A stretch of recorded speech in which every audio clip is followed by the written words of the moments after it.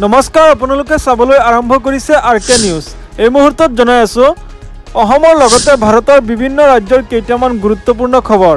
আজিৰ প্ৰথমটো খবৰ হৈছে ৱাকফ আইনক লৈ হৰপ হৈ পৰিছে আমছু।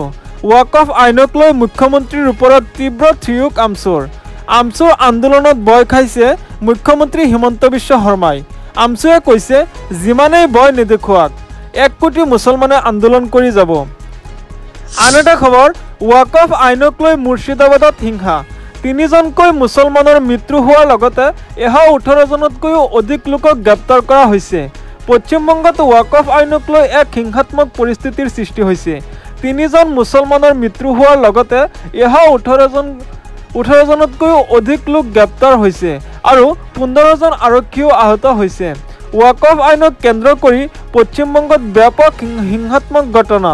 ইণ্টাৰনেট সেৱা কৰ্তন কৰা হৈছে পশ্চিমবংগত। মুছলমানসকলে কৈছে জীৱন দিম তথাপিও আমি এই আইন বাতিল কৰিম।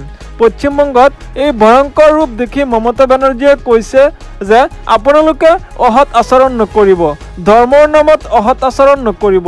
প্ৰতিজন মুছলমানৰ জীৱন বহুমূলীয়া। ৰাজনীতিৰ স্বাৰ্থত দাংগা নকৰিব। দাংগা কৰাসকলে সমাজৰ ক্ষতি কৰিছে বুলি মন্তব্য কৰিছে পশ্চিমবংগৰ মুখ্যমন্ত্ৰী মমতা বেনাৰ্জী। লগতে মুছলমান লোকসকলৰ উদ্দেশ্যে মমতা বেনাৰ্জীয়ে কৈছে মই মুখ্যমন্ত্ৰী হৈ থাকোঁতে কোনোদিন পশ্চিমবংগত ৱাকফ আইন আমি হ'বলৈ নিদিওঁ। পৰৱৰ্তী খবৰ আজিৰে পৰা ডাম্পাৰৰ বিৰুদ্ধে চলিব অভিযান।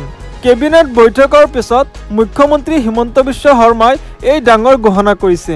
ৰাজ্যৰ বিভিন্ন প্ৰান্তত ডাম্পাৰৰ খুন্দাত বহু লোকৰ মৃত্যু হয়। এইবাৰ মুখ্যমন্ত্ৰী হিমন্ত বিশ্ব শৰ্মাই কৈছে যে এতিয়াৰ পৰা ডাম্পাৰৰ বিৰুদ্ধে চলিব অভিযান। আন এটা খবৰ পঞ্চায়ত নিৰ্বাচনৰ পূৰ্বে নগাঁৱত অঘটন। কংগ্ৰেছৰ জিলা পৰিষদৰ 2 প্ৰাৰ্থীৰ দল ত্যাগ। বৰহমপুৰ জিলা পৰিষদৰ পাৰবিন চুলতানৰ বিজেপিত যোগদান।